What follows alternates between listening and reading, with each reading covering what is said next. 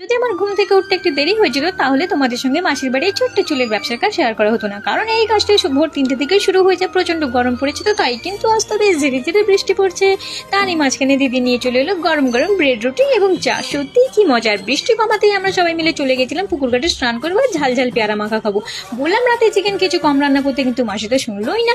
ব্যাস সবাই মিলে চলে গেলাম সন্ধ্যেবেলা একটু বেড়ু করতে যাবো আর মজাদার কিছু খাবো না, সেটা কি হতে পারে? কাকু এই দোকানে এত সুন্দরভাবে সাজিয়ে রেখেছিল। আমি বললাম ওই নিমকিগুলো কি ভালো হবে? উনি আমাকে টেস্ট করতে দিয়ে দিলেন, সত্যি অসাধারণ ছিল। সমস্ত কিছু খেয়ে আমি রাত্রে ঘুমিয়ে পড়েছিলাম, কারণ বাড়ির পথে রওনা দিতে হবে সকালে। মাসি এবং দাদাভাইকে প্রণাম করে চললাম বাড়ির পথে। কি আর করা যায়, বাড়ি তো যেতেই হবে। দিদিভাই এখানে পুজো করছিল তাই ওকে আর প্রণাম করতে পারলাম না। ব্যাস সবাইকে টাটা বাই বাই বলে এবং মাসির বাড়ির এই আদর যত্ন ভালোবাসা এবং প্রকৃতির সৌন্দর্য ছেড়ে আমাকে যেতেই মন চাইছিল না।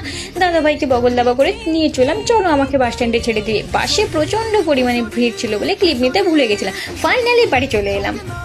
বাইরের এত সুন্দর রোদ দেখে আমি সমস্ত জামা ধুয়ে ফেলেছি। সমস্ত জামা ধুয়ে নেওয়া কমপ্লিট হওয়ার পর যখনই আমি ছাদে শুকোতে যাবো তখনই দেখলাম চারিদিকটা মেঘ, কালো মেঘে ভরে গেল।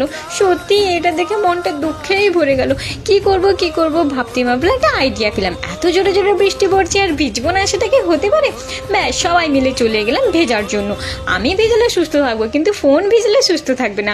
তাই কি করলাম, ফোনকে কভার জড়িয়ে নিয়ে চলে এলাম ভিডিও করব বলে। ঝিরে ঝিরে বৃষ্টি হচ্ছে, তারই মাঝখানে গরম গরম ম্যাগির স্যুপ খাওয়া সত্যিই মজাদার একটা ব্যাপার।